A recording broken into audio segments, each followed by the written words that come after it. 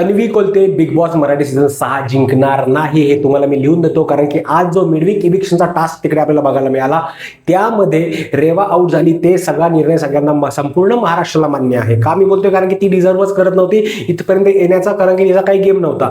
पण तो जो टास्क चालू होता इविक्शन टास्क, त्या टास्कमध्ये ज्या पद्धतीने ही जी तन्वी कोलते आहे ही बोलत होती, ज्या पद्धतीने विशालला आणि अनुश्रीला एकदम निगेटिव्ह घालून पाडून बोलायचा प्रयत्न करत होती ना, या गोष्टी सगळ्या तिच्या अंगलट येणार आहेत. आणि डेफिनेटली मी तुम्हाला सांगतो, ऑलमोस्ट महाराष्ट्रातली जी काही जनता बिग बॉस बघते त्यातली 60% 70% जनताला पाहिजे की अनुश्रीने बिग बॉस मराठी सीझन 6 जिंकावा.